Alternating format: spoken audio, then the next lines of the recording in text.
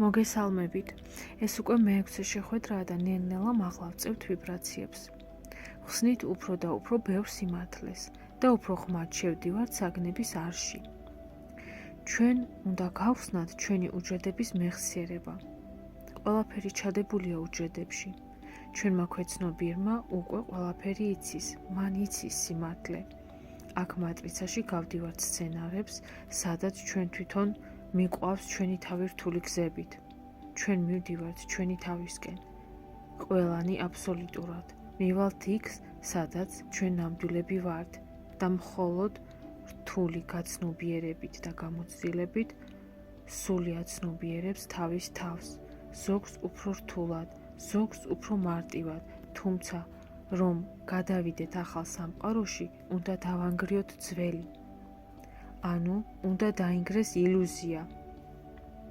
რაც შევქმენით, სომხედველობით, როცა საზოგადოება დიდი ხნის განმავლობაში გვახვევდა თავს, რასაც მშობლები გადმოგცემდნენ თაობიდან თაობაში, კაცობრიობა იძინებდა უფრო ღრმად და ღრმად. თუ ავიღებთ სულ თავიდან მცხოვრებ ადამიანებს, მათი სიცოცხლე იყო 1000 წელზე მეტი, მათი ცნობიერი იყო სუფთა, ისინი ღმერთებად მოვიდნენ დედამიწაზე. ევოლუციის გზა ასეთია, ყველაფერი სპირალურად არის, ყველგან არის წრე. ისინი ნელ-ნელა იძინებდნენ. აქ არაფერი არ არის არც ცუდი და არც კარგი, ეს უბრალოდ გზა არის ასეთი ევოლუციის, სადაც უნდა დავეცეთ, რომ მოგვინდეს ფრენა. ცნობიერი იძინებდა ნელ-ნელა. თავიდან ისინი არც იკვებებოდნენ, მათთვის საკმარისი იყო სინათლით გამოყვება, ენერგიით. მერე ნელ-ნელა გადავიდნენ ბალახზე, ფოთლებზე, მცენარეებზე, მსუბუქ კვებაზე. მერე გადავედით ცხოველურ კვებაზე. ახლა უკან ბრუნდება ყველაფერი. მივდივართ ჩვენი უჯრედების გაღვიძებისკენ. ვუბრუნდებით ჩვენს თავს, ისეთები, როგორებიც თავიდან ვიყავით და ვართ და თავიდან ჩვენ ღმერთები ვართ. ერთი და იგივე, გამრავლებული მრავალ სხეულში, მრავალ უჯრედებად, მრავალი გამოვლენილი ენერგეტიკული სუბსტანცია, რომელიც ვითარდება თავის შეცნობით. სუფთა ცნობიერი, ის ყოველთვის არსებობდა სინათლეში. მან არ იცოდა რა იყო ბნელი, მან არ იცოდა რა იყო გაყოფა. მოვიდა დრო, გავიღვიძოთ. შევისწავლოთ ყველაფერი თავიდან და გავიხსენოთ. ასე ნელ-ნელა ავდივართ კიბეზე. სხვათა შორის იოანეს სინელს აქვს დაწერილი საფეხურებზე, თუ არ ვცდები, მაგას აქვს განხილული 33 საფეხური. საინტერესოდ აქვს აღწერილი ყოველ საფეხურზე ასვლა, ანუ რავნებებია ყველა საფეხურზე და რაც მაღლა ადიხარ, როგორ რთულდება. კლიმექსი ქვია, წიგს ორი ნაწილია. ახლა უფრო რელიგიურად არის აღწერილი, მაგრამ თუ რაღაცებს არ მივაქცევთ ყურადღებას, ძალიან ბევრი რამე კარგი სამოღება შეიძლება იქით და საკმაოდ ბევრი გასაღებები აქვს დატოვებული. მოკლედ დღეს გავიხსენოთ ასეთი თემა. მინდა პასუხისმგებლობაზე ვილაპარაკო, როგორ მივიღოთ პასუხისმგებლობა, რა არის პასუხისმგებლობა, როგორ ვისწავლოთ სამყაროს მართვა, სრული პასუხისმგებლობა ჩვენი სამყაროსი, ჩვენი გარემოსი. ასევე ჩვენ ვართ ნაწილები, უფრო მასშტაბური სამყაროსი და აბსოლუტურად თანაბარნი ვართ, თუ ადამიანის ცნობიერი ერწყმის საწყის წყაროს, საწყის არს, მას შეუძლია იმოქმედოს სამყაროს მასშტაბებზე, სამყაროს პროცესებზე, პლანეტარულ დონეზე. პლანეტაც უჯრედებია, ფრაქტალებია. ყველაფერი განიცდის ევოლუციას და ახლა ამ პროცესში ვართ. შეიძლება ითქვას ვიბადებით. საერთოდ ადამიანს ცნობიერს შეუძლია მოკვდეს სხეულის გარეშე. ეს იგრძნობა დაახლოებით როგორც ნამდვილი სიკვდილი, როგორ მოკვდა ჩემი ძველი ცნობიერი. ეს ძალიან არაკომფორტული პროცესია, შეიძლება ითქვას, მტკივნეული ფიზიკურადაც, ემოციები უმაღლეს შკალაზეა, სხეული გამტრევს და მერე თითქოს დაცლილი ხარ ყველაფრისგან, არაფრის შეგრძნება არ გაქვს, არც შენი მნიშვნელობა არ არსებობს, აი თითქოს მართლა სიკვდილს გავს, არც საუბარი გინდა სულდუმილში ხარ, აღარ გინდა რომ რამეზე ილაპარაკო, თან უკვე ხვდები რომ შენ სიტყვებს მაღალი ვიბრაცია აქვს და ის მოქმედებს ყველაფერზე, მთელს პლანეტაზე.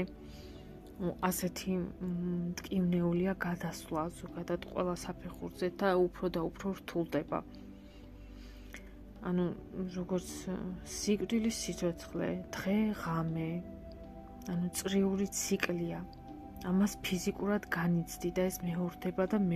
ანუ რამდენჯერაც გადადიხარ ახალ საფეხურზე, იმდენჯერ მეორდება. მოკლედ, როგორც წინა ვიდეოებში ვისაუბრე, ყოველ დილით დალოცეთ თქვენი სხეული, თქვენი დღე, სამყარო, ყოველი სულიერი, ყოველი თქვენი სიტყვა, საქციელი და მოდის პასუხისმგებლობა, გააზრება. და ჩვენ ვღებულობთ გააზრებულად პასუხისმგებლობა ჩვენ სამყაროზე. როგორ გამოიხადება პასუხისმგებლობა? ჩვენ ვიწყებთ იმის გაგებას, რომ ჩვენ სიტყვებს ყოველ ბგერას აქვს თავისი ვიბრაცია, ამა თუ იმ სიხშირეზე. უფიქრდებით სიტყვებს, ნიშნულობას, როცა სიტყვებზე დავიწყე დაკვირვება, მე პირადად აღმოვაჩინე, რომ ძალიან ბევრ სიტყვაში დამალულია მისი მნიშვნელობები. ჩემს სახელს თუ დაუკვირდებით, დედამიწურ სახელს, ანუ ხათუნა, ასოხო, გავს 6-იანს. 6-იანი ჩემი აქ მოსვლის კოდია. ხა ძველ ეგვიპტეში ღვთაება იყო. ხას აქვს ინდექსი H3, რომელიც არის რესტრუქტული გლობალური ბადის სისტემა გეოგრაფიულ არეებში. 6 კუთხა. ანუ 6-იანი, 6 კუთხა. ზოგადად ციფრი 6 არის ძალა, რომელიც აერთიანებს მთელ სამყაროს. შემოქმედებითი გადასვლა სიბრძნეში. უფრო სრულად, ანუ ყველა ციფრზე ვფიქრობ კურსში ჩავართო, კურსი მინდა ჩავწერო თავისი პრაქტიკებით ამ გაკვეთილებს რომ მოვჩები, ანუ ეს ბაზაა და მინდა რომ ყველასთვის ხელმისაწვდომი იყოს. შემდეგ უფრო მაღალი საფეხურები უკვე უფრო დიდი ენერგია. მოკლედ მოვიფიქრებ ციფრებზე. სად როგორ ჩავწერო, ანუ ყველა ციფრი მინდა გავშალო მათი მნიშვნელობებით. მოვიფიქრებ როგორ დავამუშაო. ნუმეროლოგია. კარგით. ხო, და ისა რა ქვია, ანუ ხათუნას ვამბობდი, ხო? ხო, ახლა უფრო თანამედროვე ცივილიზაციაში, ხათუნა ქალბატონს ნიშნავს. მოკლედ, ყველა სახელი რაღაცას ნიშნავს და ყველას გვაქვს ციფრები, კოდები, რითაც მოვედით. როცა რამე გაცნობიერება მოდის, წერთ, ვახმოვანებთ. არ დამიწებული გაცნობიერება იკარგება, გვავიწყდება. თუმცა მერე თასი ისე ივსება, რომ თავისთავად გადმოდინდება. როცა უჯრედი მომწიფდა, ის იყოფა ორ ნაწილად. ეს არის მსგავსა და ხატარი. თანაბრად იყოფა და იწყება შემოქმედების პროცესი. ასე შეიქმნა ჩვენი სამყარო და როცა თქვენი ცნობიერი მომწიფდება, თქვენ იწყებთ გამრავლებას თქვენი ხმის.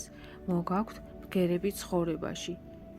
შემდეგები ვინც მოდიან, ღებულობენ ამ ხმას, აგროვებენ და მერე ამრავლებენ და ასე ყველა გადის ევოლუციას.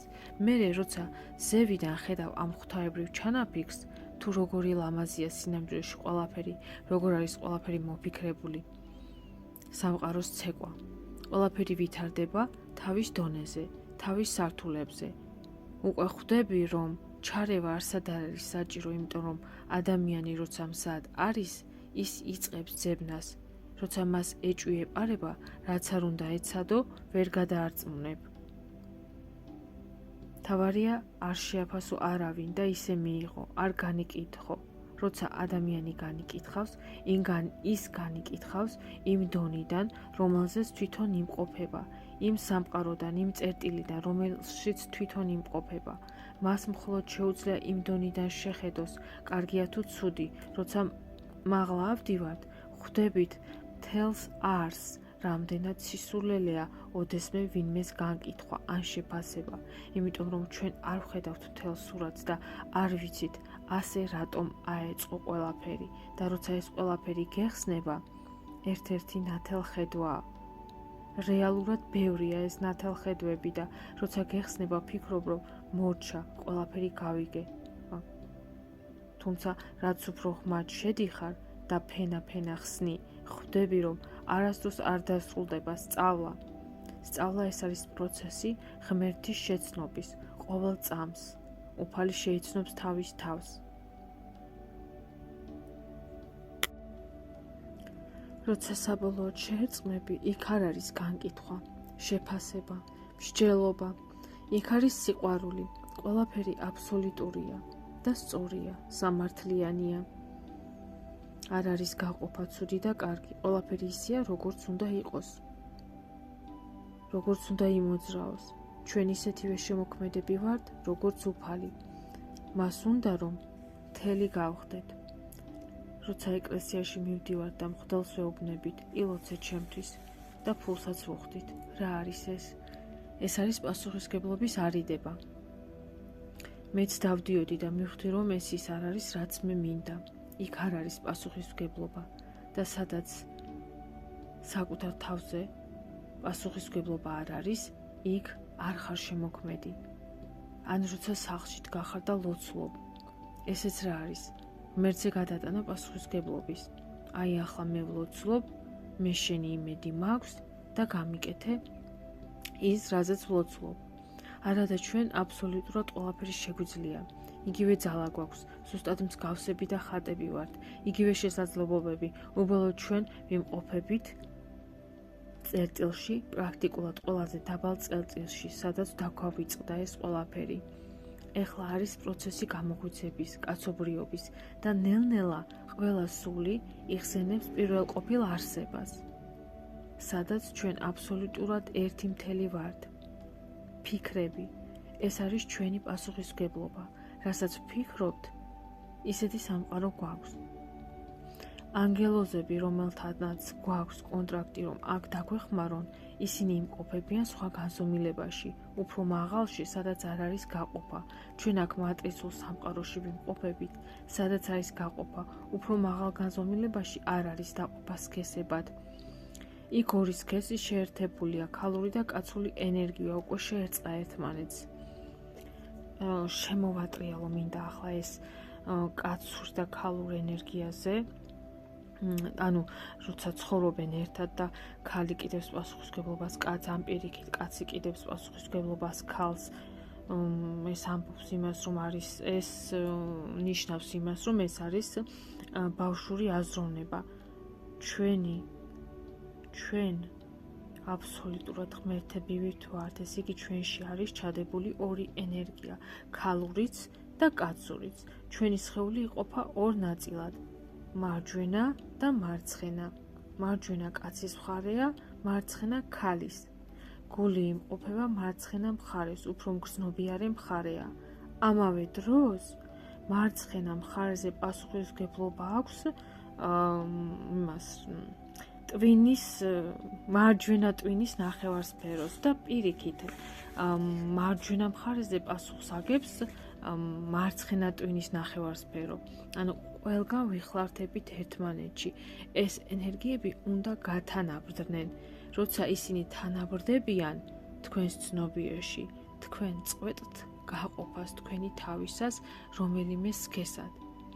კი, ფიზიკურად, გარეგნულად გვაქვს განსხვავება, თუმცა ცნობიერად ჩვენ შეგვიძლია გადავიდეთ იმ განზომილებაში, სადაც ფიზიკურ დონეზე არ ვანსხვავებთ ერთმანეთს. ჩვენში უნდა გავაერთიანოთ ეს ორი ენერგია, გავხდეთ მთელი და გავიგოთ, რომ არსით ჩვენ ვართ ერთი მთლიანი.